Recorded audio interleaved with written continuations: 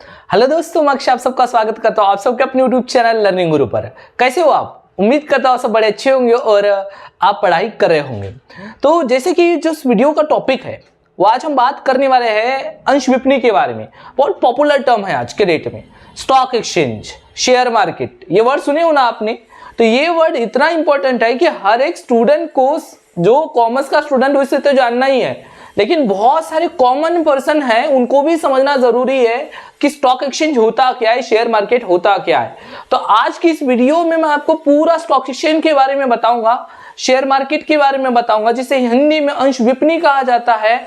ये पूरी बातें आज हम बात डिटेली करने वाले हैं। एक एक बात को मैं आपको बड़े आराम से समझाऊंगा। इस वीडियो को चालू करने से पहले मैं आप सबको बताना चाहता हूं कि इस वीडियो को देखने के बाद आपको शेयर मार्केट फंक्शन कैसे होता है, शेयर मार्केट क्या काम करता है, क्या होता है, ये पूरी बात की क्लियरिटी आपको इस वीडियो से आ जाएंगी। तो चलिए ज्यादा हम आपका टाइम नहीं लेते हैं और चालू करते हैं हमारी आज की क्लास को। तो जैसे कि हमने किसके बारे में पढ़ने वाले, जैसे मैंने आपको बताया, तो आज हम स्टॉक एक्सचेंज के बारे में यानी स्टॉक मार्केट के बारे में, या जिसे लोग शेयर मार्केट कहते हैं, इसके बारे में आज हम पढ़ने वाले हैं। ठीक है, तो इसके बारे में बात करने वाले हैं। इसे हिंदी वर्ड होता है स्कंद विनिमय या अंश विपणि के नाम से भी इसे जाना जाता है। तो सीधा स्टार्ट करते हैं। आज के डेट में स्कंद, वर्तमान समय में स्कंद और स्कंद विपणि यानी स्टॉक मार्केट, ये दोनों वर्ड ऐसे हैं जो बहुत ज्यादा यूज होते हैं और पॉपुलरली लोग इसको किस नाम से जानते हैं?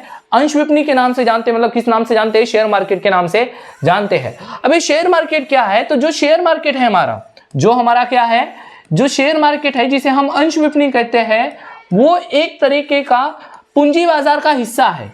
मतलब पूंजी बाजार मतलब क्या? तो जहां पर लंबे समय के लिए पैसा इकट्ठा किया जाता है, एक वर्ष से ज्यादा अवधि के जो बाजार होते हैं, एक वर्ष से ज्यादा अवधि के बाजार, मतलब जहां लंबे समय के लिए आप पैसा लगाते हो, ऐसे बाजारों को क्या कहा जाता है? पूंजी बाजार कहा जाता है। तो पूंजी बाजार का एक हिस्सा क्या है हमारा? शेयर मार्केट है, जिसे क्या कहते हैं अपन? अंश विपणि के नाम से जानते हैं, अंश विपणि है। अगर हम आगे की बात करें तो अंश विपणि एक वित्तीय बाजार का एक घटक है। अब वित्तीय बाजार मतलब क्या? जहां पैसे के लेन देन होते हैं उसे क्या कहा जाता है? वित्तीय बाजार कहा जाता है। तो शेयर मार्केट एक वित्तीय बाजार का भी क्या है? घटक है। अब इस बार इसमें होता क्या है? तो यहां पर प्रतिभूतियों का क्रय विक्रय किया जाता है। क्या किया जाता है? प्रतिभूतियों का क्रय विक्रय। अब आपके दिमाग में क्वेश्चन आ रहा होगा कि ये प्रतिभूतियां यानी क्या होता है? क्रय विक्रय मतलब तो हम जानते हैं किसी चीज को खरीदना और किसी चीज को बेचना, उसे क्या कहा जाता है? क्रय विक्रय कहा जाता है। लेकिन ये फंडा क्या है? प्रतिभूतियां क्या है? तो प्रतिभूतियों में किन किन चीजों को हम लाते हैं? तो प्रतिभूतियों में हम लाते हैं जो हमारे कंपनी के क्या हो गए, प्रतिभूतियों के अंदर क्या आते हैं? अंश, ऋण पत्र, सरकार के जो प्रतिभूतियां है, बंध पत्र होते हैं, बॉन्ड्स होते हैं, वो सब चीजें आते हैं। मतलब प्रतिभूतियों में मोटा मोटा हम बोले तो इसके अंदर क्या आएगा आपका? अंश, ऋण पत्र और सरकार के बॉन्ड्स ले लो आप, सरकारी बॉन्ड्स, ऐसे नाम आप समझ लो। यहां पर क्या होता है? इसे क्या कहा जाता है? प्रतिभूतियां कहा जाता है। प्रतिभूतियां मतलब क्या?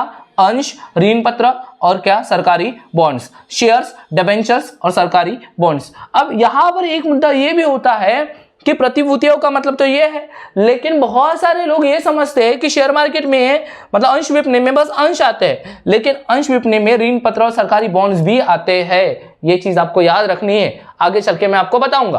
तो क्या होता है अगर कोई पूछता है अंश विपणि क्या है, तो अंश विपणि शेयर मार्केट एक पूंजी बाजार का एक हिस्सा है, जो वित्तीय बाजार का भी एक घटक है। इसमें क्या किया जाता है? प्रतिभूतियों का क्रय विक्रय किया जाता है। और क्यों किया जाता है? क्यों किया जाता है? सिंपल सी बात है, लाभ कमाने के लिए किया जाता है। क्या कमाने के लिए किया जाता है? लाभ। हर इंसान चाहता है कि मैं फायदा कमाऊं, तो वो क्या करता है? कम कीमत पर चीजों को खरीदता है, कम कीमत पर चीजों को खरीदता है और ज्यादा कीमत पर चीजों को क्या कर देता है? बेचता है और क्या कमाता है? लाभ कमाता है। तो प्रतिभूतियों में मतलब यहां पर नॉर्मली जो हिसाब समझते हो कि अंशों को कम भाव में खरीदा जाता है और महंगे भाव जैसे हो जाते हैं उसको बेचा जाता है। जैसे कि मैं मान के चले कंपनी का नाम ले लेते हैं, टाटा पावर ले लेते हैं। टाटा पावर करके एक कंपनी है जिसका एक शेयर 300 रुपए का था और अभी 600 का हो गया समझो। तो मैंने कितने में बेच दिया? 300 में खरीदा और कितने में बेच दिया? 600 में बेच दिया। मतलब मेरा फायदा कितने का हो गया? तो 300 रुपए का फायदा हो गया। तो वो ये जो अंश विपणि होती है, ये जो शेयर मार्केट होता है, वो हमें अंश खरीदने के लिए हेल्प करता है। हम अंश खरीदते हैं कम भाव में और जैसे भाव बढ़ जाता है हम उनको क्या कर लेते हैं? बेच देते हैं। क्या क्लियर है आपको इतनी बात?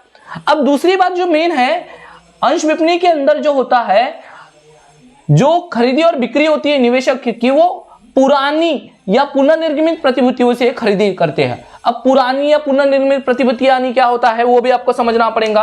तो मैं आपको लेके चलता हूं, यहां पर मैं आपको समझाता हूं कि क्या है पुरानी प्रतिभूतियां। तो आपने एक वर्ड सुने होंगे आईपीओ। क्या सुने होंगे आपने? आईपीओ।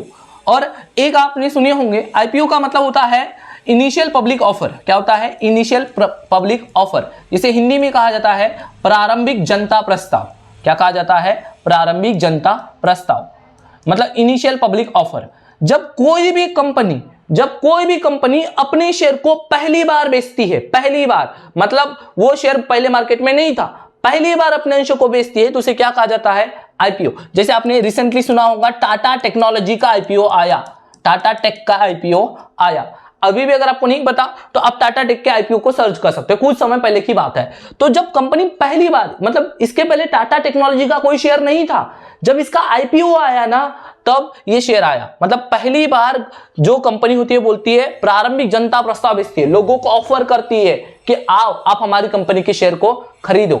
बट ये आईपीओ जो होता है वो शेयर मार्केट से रिलेटेड एक टर्म है, ठीक है। इसमें क्या होता है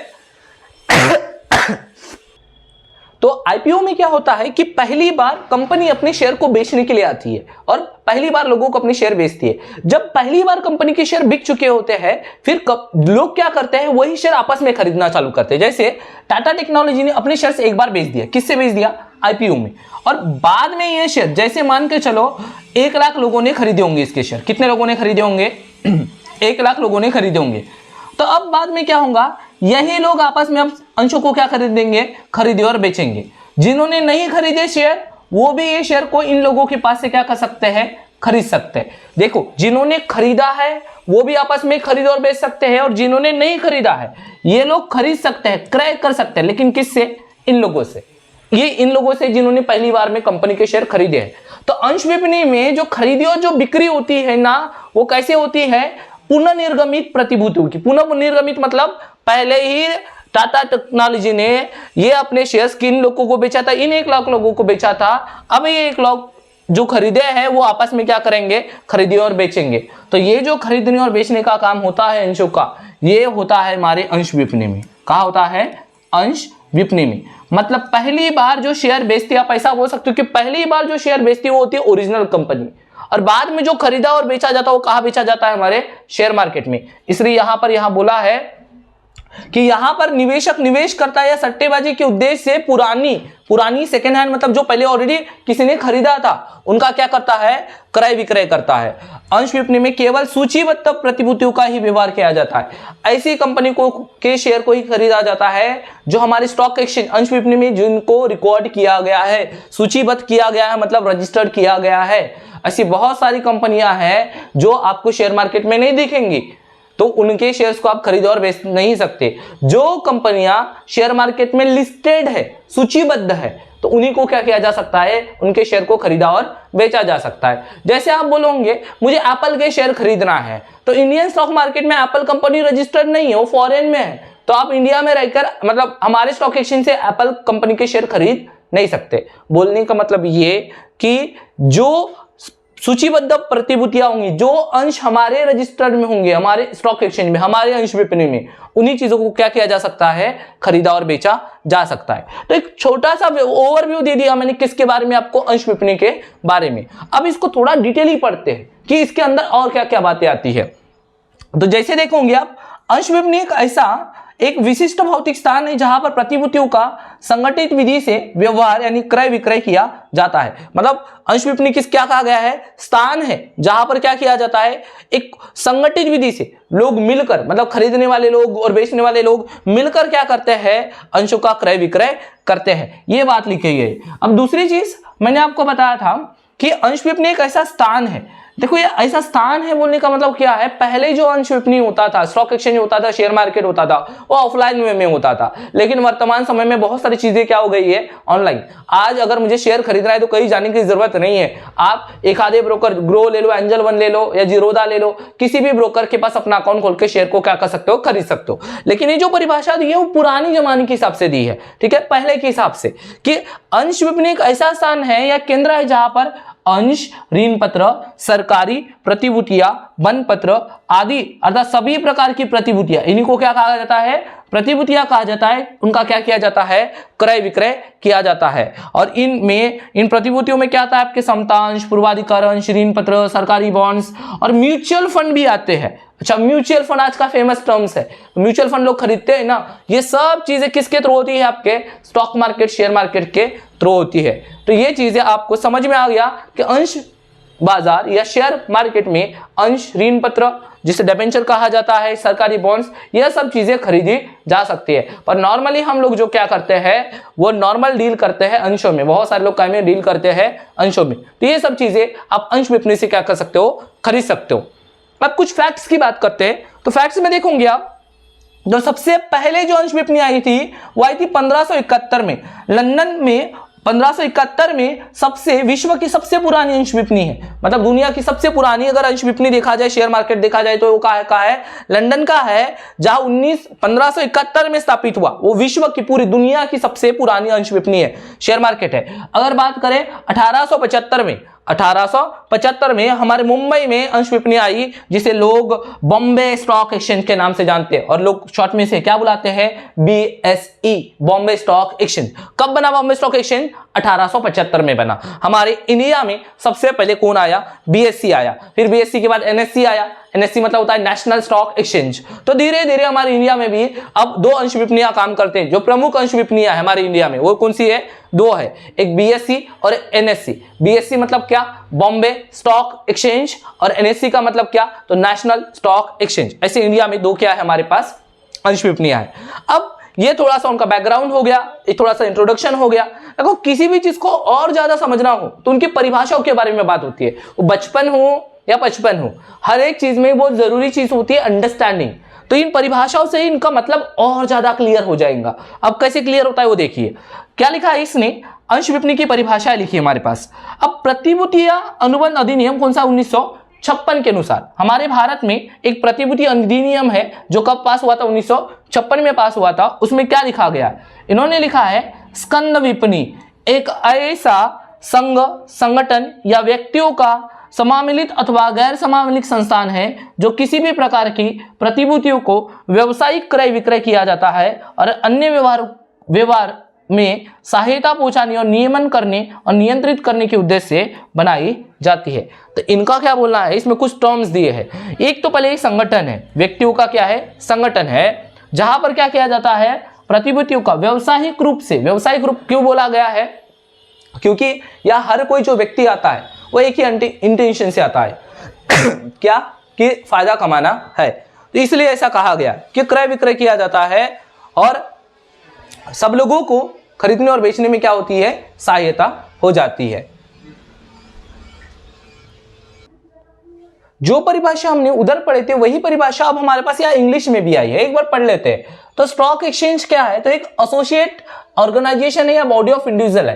एसोसिएशन मतलब कोई संस्था है या बहुत सारे लोगों का एक समूह है, ठीक है, जो इनकॉर्पोरेटेड है, बनाई गई है। और क्यों बनाई गई है, तो ये क्या करती है, इसका पर्पस है असिस्टिंग, रेगुलेटिंग एंड कंट्रोलिंग, लोगों की हेल्प करना, नियंत्रण करना और चलाना। देखो असिस्टिंग मतलब सहायता करने से है, रेगुलेटिंग का मतलब उसको संचालन करने से है, और कंट्रोल का मतलब किससे है, आपका नियंत्रण रखने से। मतलब किस में, in buying and selling and dealing in the securities. मतलब जब भी कोई सिक्योरिटीज हो और उसमें क्या रखा जाए, असिस्टेंट प्रोवाइड कराने के लिए, रेगुलेशन रखने के लिए, कंट्रोल करने के लिए जो चीज बनाई गई है उसे क्या कहा जाता है, स्टॉक एक्सचेंज कहा जाता है। यह चीज यहां लिखी गई है। अब एक है हमारे पास पायले करके है, एक प्रोफेसर है, इनकी क्या परिभाषा है वो जानते हैं। इन्होंने बोला कि प्रतिभूति बाजार विपणन का एक ऐसा स्थान है। अब प्रतिभूति बाजार मतलब शेयर मार्केट, ठीक है, अंश विपणन का ऐसा स्थान है जहां सूचीबद्ध पद्धतियों का क्या किया जाता है, क्रय विक्रय या विनियोग हेतु सट्टेबाजी हेतु किया जाता है। मतलब सूचीबद्ध प्रतिभूतियां, मतलब मैंने बताया था ना, ऐसी कंपनियां जो हमारे अंश विपणन में रजिस्टर्ड है। आपको कोई भी, जैसे मेरी कंपनी मान के चलो कॉमर्स एकेडमी नाम की मेरी कंपनी है, तो मैं पहले जाऊंगा का NSE या BSE मतलब नेशनल स्टॉक एक्सचेंज या बॉम्बे स्टॉक एक्सचेंज, वहां पर मैं अपने आप को क्या करवाऊंगा, लिस्ट कराऊंगा। जब मेरा नाम, मेरी कंपनी का नाम वहां रजिस्टर्ड हो जाएगा, तभी आप मेरी कंपनी के शेयर को क्या कर पाओगे, खरीद और बेच पाओगे। मतलब जो कंपनी के नाम होंगे वहां पर लिस्ट होंगे, उन्हीं के अंशों को खरीदा और बेचा जा सकता है। ऐसा ही इन्होंने यहां लिख कर दिया है, ठीक है। और एक हमारे पास परिभाषा है, इन्होंने क्या कहा है वो भी देख लेते हैं। तो अंश विपणन से तात्पर्य निजी तौर पर संगठित किए गए उस बाजार से जिसमें प्रतिभूतियों का क्या करना, क्रय विक्रय करना संभव है। अंशों को खरीदा और बेचना पहले बहुत कॉम्प्लिकेशन था, ठीक है। पहले आपको ऑफलाइन मुझे मुंबई जाना पड़ता, मुंबई में मैं किसी ब्रोकर को ढूंढता, मेरा ब्रोकर मेरे लिए खरीद के देता। मतलब पहले का प्रोसेस ऑफलाइन था। और वो क्या होता था, तो ये सब हुआ किस वजह से, खरीदना और बेचने का काम, ये अंश विपणन। अगर वो मुंबई में अंश विपणन नहीं होती तो किसी कंपनी का अंश हम खरीद या बेच नहीं पाते। पुराने जमाने की बात कर रहा हूं, ठीक है। अभी तो आप घर बैठे ही किसी ब्रोकर की हेल्प से ही क्या कर सकते हो, अंशों को खरीद और बेच सकते हो। तो इन्होंने क्या कहा था, सिंपल बात बोला कि प्रतिभूतियों का क्रय विक्रय करने के लिए जो हमारी सहायता करता है, अंशों को खरीदने और बेचने के लिए जो हमारी सहायता करेंगे, वो क्या कहलाएगा, हमारा अंश विपणन कहलाएगा। ये बात आपको क्लियर हो गई होंगी, उम्मीद करता हूं यहां तक। तो ये हमने समझे कि अंश विपणन शेयर मार्केट होता क्या है। अब हम समझते हैं कि इसकी विशेषताएं क्या है, इसकी खास बातें क्या है, मुख्य विशेषताएं क्या है। तो ये प्रतिभूतियों का बाजार है। प्रतिभूतियों का बाजार यानी क्या है, तो यहां पर आपको सभी प्रकार की जो कंपनियां हैं उनकी प्रतिभूतियां मिल जाएंगी, वो चाहे सरकारी कंपनियां हो या अर्ध सरकारी कंपनियां हो। आप इनमें क्या कर सकते हो, व्यापार कर सकते हो। व्यापार कर सकते हो मतलब उनके कंपनी के अंशों को खरीद सकते हो और बेच सकते हो। मतलब ये प्रतिभूतियों का बाजार है, यहाँ प्रतिभूतियों को खरीदा और बेचा जाता है। प्रतिभूतियों में क्या आता है, अंश भी आता है, ऋण पत्र आता है, सरकारी बंध पत्र भी आता है, ठीक है। पर नॉर्मली लोग क्या समझते हैं, अंश समझते हैं, ये भी याद रखना आप। पुरानी प्रतिभूतियां, तो मैंने आपको पहले बताया था ना कि पहले कंपनी अपना IPO जारी करती है, लोगों को पहले अपने अंश बेचते हैं IPO से, प्रारंभिक जनता प्रस्ताव से। उसके बाद लोग आपस में अंश विपणन की सहायता से क्या करते हैं, उन प्रतिभूतियों को खरीदते हैं और बेचते हैं। जैसे ये मैंने बताया था ना कि कंपनी पहले इन लोगों को बेचेंगी, बाद में ये लोग आपस में भी बेच सकते हैं या तो दूसरे लोग इनसे खरीद सकते हैं। तो ये जो काम होगा खरीदने और बेचने का सेकेंड स्टेप में, उसी क्या कहा गया यहाँ पर, पुरानी प्रतिभूतियों का क्या किया जाता है, क्रय विक्रय किया जाता है। देखो क्या लिखा है, अंश विपणन में पूर्व निर्गमित प्रतिभूतियां, मतलब पहले से ही निर्गमित प्रतिभूतियों का क्या किया जाता है, व्यापार किया जाता है। अर्थात अंश विपणन में निवेशकों के मध्य पुरानी प्रतिभूतियों का क्या किया जाता है, क्रय विक्रय। अगर मैं आज टाटा टेक्नोलॉजी के शेयर्स खरीदता हूं, तो मैं उस बंदे से खरीदूंगा जिसने पहले खरीदा होगा। टेक्नोलॉजी मतलब जो IPO आया उससे खरीदूंगा, क्योंकि मेरे पास तो कोई शेयर नहीं है। तो मतलब मैं जो खरीद रहा हूं पुरानी सिक्योरिटीज को खरीद रहा हूं, नई सिक्योरिटीज को नहीं खरीद रहा हूं, नई प्रतिभूतियों को नहीं खरीद रहा हूं, क्योंकि वो पहले ही क्या हो चुकी है, बिक चुकी है। और वो बिकते एक ही बार है, IPO में, इनिशियल पब्लिक ऑफर में, ये चीज लिखा है। फिर सूचीबद्ध प्रतिभूतियां, हम उन्हीं कंपनियों के अंश को खरीद सकते हैं जो सूचीबद्ध है। अंश विपणन में केवल सूचीबद्ध पंजीकृत प्रतिभूतियों का क्या किया जा सकता है, व्यापार किया जा सकता है। व्यापार का मतलब होता है क्रय विक्रय। मतलब सूचीबद्ध कंपनियों की सूची निवेशकों के हितों की रक्षा करती है, क्योंकि इन सूचीबद्ध कंपनियों को अंश विपणन द्वारा निर्धारित किए गए कठोर नियमों का कड़ाई से पालन करना पड़ता है। बोलने का मतलब ऐसा कि जो कंपनी अपने शेयर बेचती है